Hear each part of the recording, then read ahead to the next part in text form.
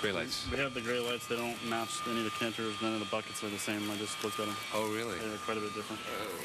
Shoot. Okay. Which they'll bolt in, I'm sure. I just don't think they'll hook up to anything. Okay. They might show, okay? Yeah, actually, maybe that's... rear lights included, the same problem, or just the front? I think just the front. Okay. I can go look and see what the whole, if it's got a whole matching set or how far off that. Okay. Make a call. I think, yeah. If we can at least get, oh boy.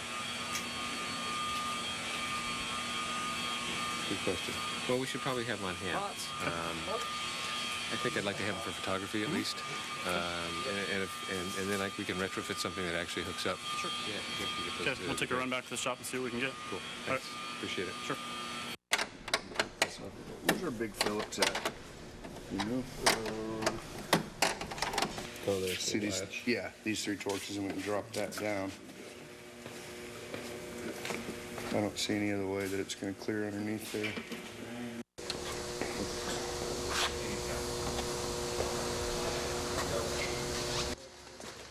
For craftsmen like Foose and Gwynn, it's all about a job that's well done.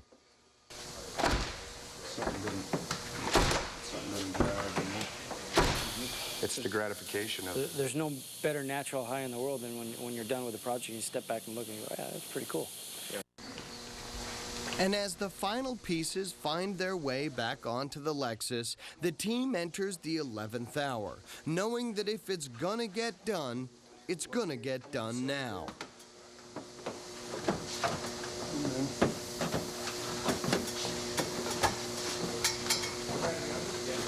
Nice job lining that up, man. It looks great, dude.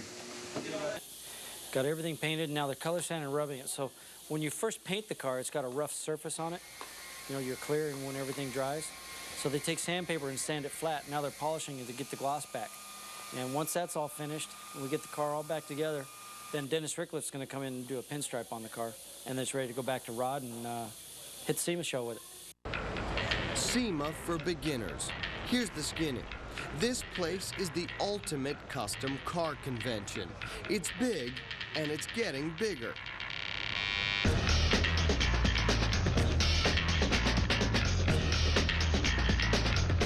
If you own a car, any car, there's a world of businesses out there who want you to make that car cooler than it is right now. They want you to get a new stereo, new wheels, and if you're the off-road type, new suspension.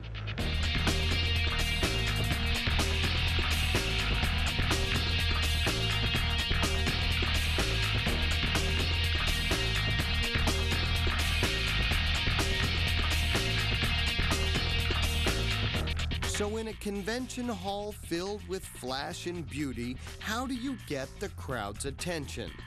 Usually with a new, cool car that nobody has ever seen before, like this tricked-out Lexus.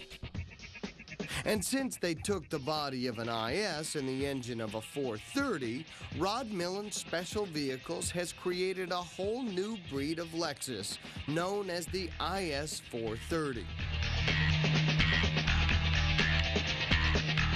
But like every Rod Millen creation, the game doesn't end at the show. The real meat of it is going to the test track.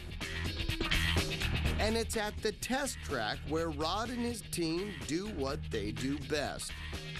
Yeah, the performance side of the car is really important. You know, of course, the drivability as well, but then you know, the hard numbers on what does it do 0 to 60? What does it do on the skid pad? You know, what does it do on the quarter mile?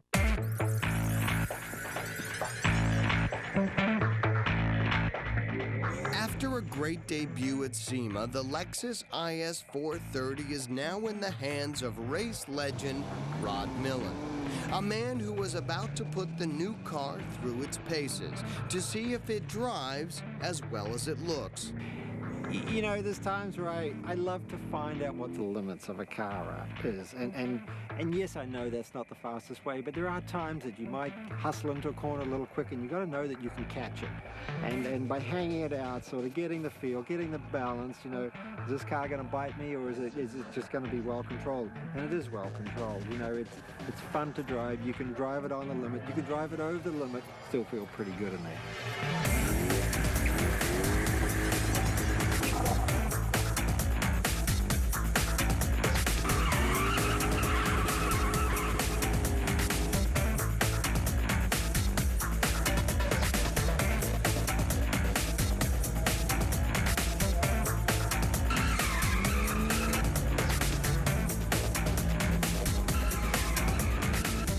hardcore numbers on this car are weeks and months away.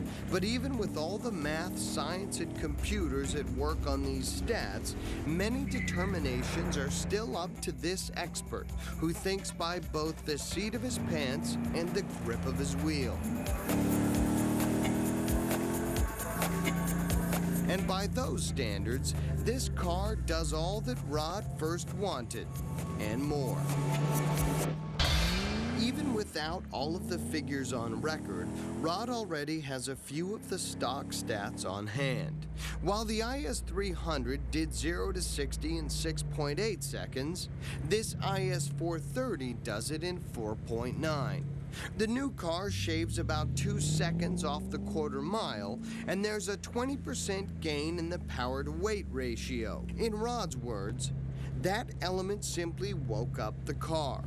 Rod and his team also improved the grip, the handling, the balance, and in essence, they created a car that you can really toss around.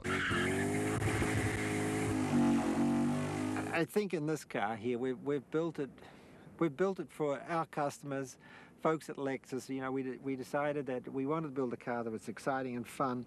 I think we've achieved that. Having said that, could it be better? Absolutely. Maybe the next one. You know, would Reese want to have this car rear-wheel drive with all the horsepower and torque it's got? Absolutely. You know, if he was here today, he'd be sliding and burning tires off this thing a lot faster than I would. It's certainly become, you know, the trend these days is to have a high-performance rear-wheel drive car. And, you know, this car's that now. Wasn't that before. But you can do some really fun things on a closed course like Willow Springs here. And you're not going to get into trouble. You can't do that with a front-wheel drive car. I don't care how much horsepower you have. Now that Rod has put the car through its paces, the next step for any car of this level, the media gets behind the wheel.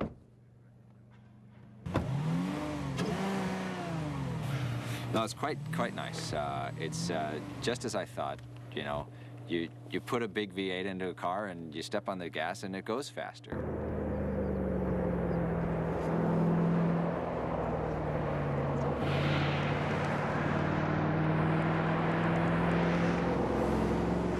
There's a few tuning things that still need to be addressed, but you know, it's a brand new car, one-off so far, and that's the kind of thing that would certainly be sorted out with just a little bit more time playing with springs and shocks and clutches and things. But fundamentally, it's a sound principle, and those guys back in Japan, I think it'd be worthwhile to give the green light to this project.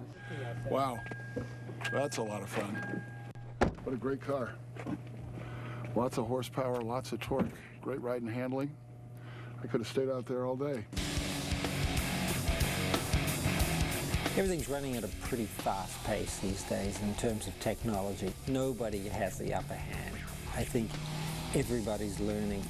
You've got to stay looking at all different technologies and apply, where you can, those new technologies to the vehicle you're designing and building. There's sometimes you're building purely a demonstrator, and that technology may not have matured yet, but you need to be pushing.